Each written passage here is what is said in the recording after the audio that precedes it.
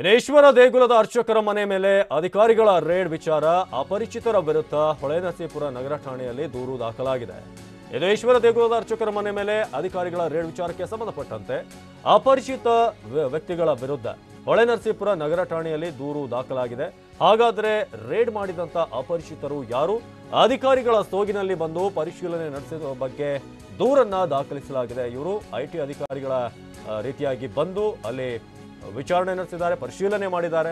ಅಕ್ರಮ ಪ್ರವೇಶ, ಕಾನೂನು ಬಾಹಿರವಾಗಿ ಮನೆ ಪರಿಶೀಲನೆಯ ಆರೋಪ ಹರದನಹಳ್ಳಿಯ ಅರ್ಚಕ ಪ್ರಕಾಶ್ ಮತ್ತು ರೇವಣ್ಣ ಎನ್ನುವವರಿಂದ ಈ ಒಂದು ದೂರನ್ನ ಕೊಡಲಾಗಿದೆ. ಹಾಗಾದ್ರೆ ರೇಡ್ ಮಾಡಿದಂಥವ್ರು ಯಾರು?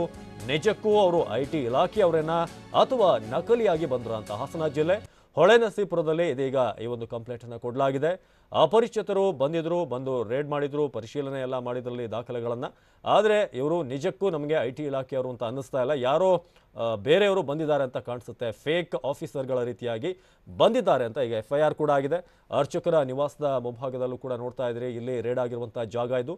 ಅಕ್ರಮವಾಗಿ ಪ್ರವೇಶ ಜೊತೆಗೆ ಕಾನೂನು ಬಾಹಿರವಾಗಿ ಮನೆಯ ಪರಿಶೀಲನೆ ಆಗಿದೆ ಅಂತ ಹೇಳಿ ಹರದನಹಳ್ಳಿ ಅರ್ಚಕರಾದಂತಹ ಪ್ರಕಾಶ್ ಮತ್ತು ರೇವಣ್ಣ ಇಬ್ಬರೂ ಕೂಡ ಹೊಳೆನರಸೀಪುರ ನಗರ ಠಾಣೆಯಲ್ಲಿ ಈ ಒಂದು ಕಂಪ್ಲೇಂಟ್ ಅನ್ನು ಕೊಟ್ಟಿದ್ದಾರೆ. ನಮ್ಮ ಮನೆಯ ಮೇಲೆ ರೇಡ್ ಆಗಿದೆ, ಆದರೆ ಈ ಅಧಿಕಾರಿಗಳು ಯಾಕೋ ಅಸಲಿ ಅಧಿಕಾರಿಗಳು ಅಂತ ಅವರಿಗೆ ಅನ್ನಿಸ್ತಾ ಇಲ್ಲ.